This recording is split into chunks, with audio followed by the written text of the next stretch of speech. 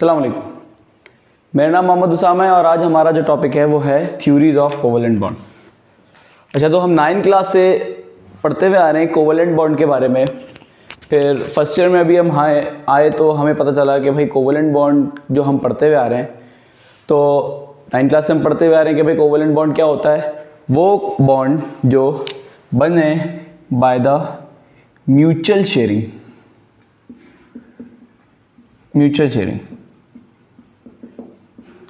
तो 9th class के अंदर ही पढ़ाया जाता है कि वो बॉन्ड जो म्यूचुअल शेयरिंग से बने तो वो बॉन्ड क्या कहलाते हैं हमारे पास, कोवेलेंट बॉन्ड। लेकिन जब हम फर्स्ट ईयर में आए तो हमें पता चला कि भाई कोवेलेंट बॉन्ड के अंदर ये बात तो ठीक है कि म्यूचुअल शेयरिंग होती है, तो जो लुईस ने जो ये बताया था कि म्यूचुअल शेयरिंग का, तो ये तो हम पढ़ते हुए आ रहे हैं। लेकिन अब हमने क्या करना है फर्स्ट ईयर के अंदर, उसको थोड़ा मॉडर्नली पढ़ना है कि अब वो काफ़ी तो है, लेकिन अगर हम सिर्फ यही पढ़ेंगे म्यूचुअल शेयरिंग तो हमें ये तो पता चल जाएगा कि भाई कौन सा जो है कंपाउंड या कौन सा मॉलिक्यूल कोवेलेंट बॉन्ड बना रहा है, लेकिन ये नहीं पता चलेगा कि उस जो भी वो हमारे पास कंपाउंड है उसका शेप क्या है, सही है, उसका स्ट्रक्चर क्या है, सही है, ये सारी चीज़ें हमें नहीं पता चली थी। तो जिसकी वजह से मॉडर्न थ्योरी के अंदर हमें पढ़ना पड़ा कि भाई हमने लिखा कि भाई there are two modern theories which describes the behavior of electron in a molecule। तो ऐसी दो थ्योरीज हैं, कोवेलेंट बॉन्ड, म्यूचुअल शेयरिंग आप सही पढ़ते हुए आ रहे हो, लेकिन उसको मॉडर्न करते हुए बताया। ऐसा नहीं है कि आप जो है कुछ गलत पढ़ते हुए आ रहे हो, आप सही पढ़ते हुए आ रहे हो। तो अक्सर होता है कि ये चीज़ जो हमने पढ़ी थी, हम बताते हैं बच्चों को तो भाई ये चीज़ हमने पढ़ी थी तो वो आपने गलत पढ़ी। तो आज ऐसा नहीं है कुछ भी, आज आपने जो पढ़ा वो सही पढ़ा, तो बस उसको थोड़ा हमने क्या करना है, एडवांस करना है। तो एडवांस के अंदर दो थ्योरीज हैं हमारे पास, जिसमें सबसे पहला है वैलेंस बॉन्ड थ्योरी यानी कि वीबीटी, और दूसरा है हमारे पास मॉलिक्यूलर ऑर्बिटल थ्योरी यानी कि एमओटी।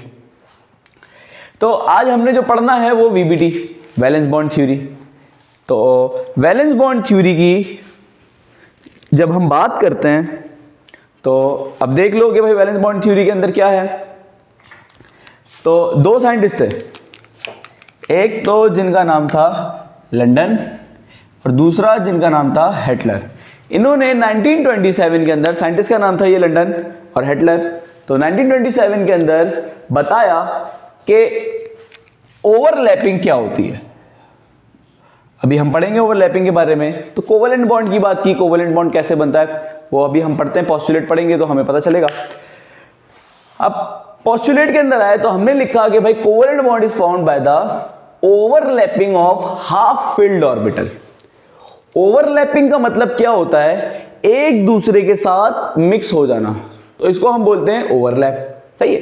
तो जब भी दो हाफ फिल्ड ऑर्बिटल, जैसे कि अगर मैं बात करूं हाइड्रोजन की, चलो बात कर लेते हैं अगर, तो हाइड्रोजन एक हाफ फिल्ड ऑर्बिटल, हाइड्रोजन की चलो बात करते हैं। तो हाइड्रोजन के जो है हमारे पास,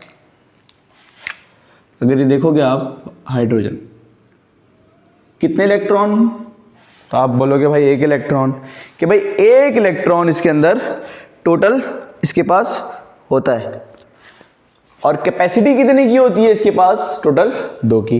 तो ये क्या है हमारे पास, हाफ फिल्ड ऑर्बिटल। तो जब भी कोई हाफ फिल्ड ऑर्बिटल ओवरलैप करे, मतलब ओवरलैप का मतलब मिक्स हो जाना, तो मिक्स हो जाए दूसरे हाफ फिल्ड ऑर्बिटल के साथ, यानी कि मिक्स हो जाए दूसरे हाफ फिल्ड ऑर्बिटल के साथ, तो जो बॉन्ड बनेगा उस बॉन्ड को हम नाम देंगे कोवेलेंट बॉन्ड का, ठीक है। अब बोथ ओवरलैप, इतनी बात समझ आ गई। अभी एक एक स्टेप करके बढ़ेंगे। इतनी बात अगर समझ आ गई कि भाई ओवरलैपिंग होगी तो कोवेलेंट बॉन्ड बनेगा। अब एक एक स्टेप करके आगे बढ़ेंगे इंशाल्लाह, जब तक आप लोग लास्ट में आएंगे तो सब चीजें समझ आ जाएगी। Both overlapped orbital should be opposite in spin. दोनों ओवरलैप्ड ऑर्बिटल कैसे होने चाहिए, एक दूसरे से बिल्कुल अपोजिट होने चाहिए स्पिन के अंदर। क्वांटम नंबर हमने पढ़ा चैप्टर नंबर 2 के अंदर। तो क्वांटम नंबर के अंदर हमने डिस्कस किया था स्पिन क्वांटम नंबर को, कि एक ऑर्बिटल के अंदर दो इलेक्ट्रॉन होते हैं टोटल, जिनमें से एक का स्पिन जो है वो कैसा होता है, क्लॉकवाइज, और दूसरे का स्पिन कैसा होता है, एंटी क्लॉकवाइज। एक क्लॉकवाइज होगा तो दूसरा क्या होगा हमारे पास, एंटी क्लॉकवाइज। अच्छा, अब हमने बोला कि भाई जो भी दो इलेक्ट्रॉन कंबाइन होंगे, दोनों का स्पिन कैसा होना चाहिए, अपोजिट होना चाहिए। अगर एक क्लॉकवाइज होगा तो दूसरा कैसा होगा, एंटी क्लॉकवाइज। ठीक है, अच्छा, तो ये समझ आ गई। तीसरा point, the greater the overlapping मतलब मिक्स होना। तो जितना ज्यादा अच्छे तरीके से मिक्स होगा, the stronger bond is form. तो बॉन्ड क्या होगा, उतना स्ट्रॉन्गर होगा, बॉन्ड उतना ज्यादा बनेगा। अब मैं आपके सामने अगर मैं बोलूं कि मैंने थोड़ा सा यूं ओवरलैप कर दिया, ये ओवरलैप मतलब मिक्स किया हल्का सा, अब इसको तोड़ना चलो कह लो आसान है कि भाई यूं किसी ने खींचा, मेरा हाथ टूट गया। लेकिन क्या हो कि मैं अगर बिल्कुल ज्यादा ओवरलैपिंग करूं, ज्यादा अच्छी तरीके से मिक्सिंग करूं, तो तोड़ना आप बोलोगे क्या होगा भाई, मुश्किल होगा। तो तोड़ना थोड़ा यहाँ पे मुश्किल हो जाएगा। तो जितना ज्यादा ओवरलैपिंग होगी, उसको तोड़ना कितना क्या हो जाएगा, उतना मुश्किल हो जाएगा, तो बॉन्ड उतना स्ट्रांग हो जाएगा। तो यही बात तो लिखी, the greater the overlap the stronger bond is formed. Electron pair is shared by both atom. Electron की जो शेयरिंग होगी वो ये वाला एटम भी करेगा और साथ साथ ये वाला एटम भी करेगा। तो इलेक्ट्रॉन की शेयरिंग होगी दोनों तरफ से। अच्छा, तो ये पोस्टुलेट से कुछ समझ आ गए होंगे। तो इसके बाद कह रहे हैं कि अब ओवरलैपिंग तो हो रही है। अब कैसी ओवरलैपिंग हो रही है, क्या हो रहा है, तो कह रहे हैं भाई by the overlapping of atomic orbital two types of bond are form. Bond कितने किस्म के बनेंगे, दो किस्म के। अब वो कौन कौन से बनेंगे, एक तो बनेगा सिग्मा बॉन्ड, ये सिग्मा का सिंबल होता है, और दूसरा बनेगा पाई बॉन्ड, ये पाई का सिंबल होता है। तो पहला बॉन्ड बना हमारे पास सिग्मा बॉन्ड, और दूसरा बॉन्ड जो बन रहा है वो है हमारे पास पाई बॉन्ड। अब सिग्मा बॉन्ड कब बनेगा, पाई बॉन्ड कब बनेगा, भाई ये मिक्स हुआ, वो इलेक्ट्रॉन ने शेयरिंग की इसके साथ, सिग्मा बॉन्ड बन रहा है, पाई बॉन्ड बन रहा है। पता चल रहा है क्या, नहीं पता चल रहा। अब ये पता करने के लिए हमने बोला कि भाई सिग्मा बॉन्ड की डेफिनेशन बताओ। तो sigma bond which is form by head to head overlapping is called sigma bond. जब भी हेड टू हेड ओवरलैपिंग होगी कि भाई एक एटम के सर से दूसरा एटम आपस में ऐसा मिल जाएगा, मतलब आपस में ऐसा मिक्स हो जाएगा, तो इसको कहते हैं हम हेड टू हेड ओवरलैपिंग। अच्छी तरीके से मिक्स हो जाना is called head to head overlapping. सही, तो जब अच्छी तरीके से हेड टू हेड मिल जाएगा तब कौन सा बॉन्ड बनेगा, सिग्मा बॉन्ड बनेगा। ठीक है, अब सिग्मा बॉन्ड भी तीन किस्म के होते हैं। वो कौन कौन से, एस एस ओवरलैपिंग जिसके अंदर होती है, एस पी ओवरलैपिंग और पी पी ओवरलैपिंग। अब क्या होता है एस एस के अंदर, एस पी के अंदर और पी पी के अंदर।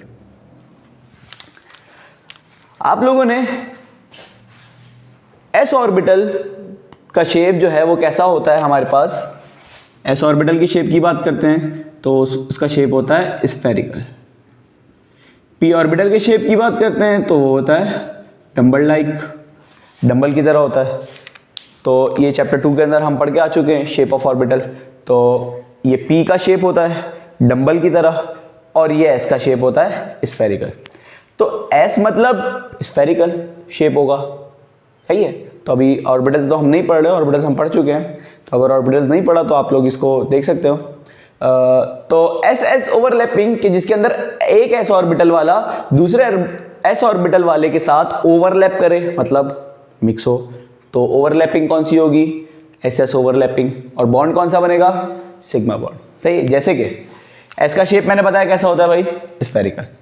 तो हाइड्रोजन चूंकि 1A ग्रुप में आता है।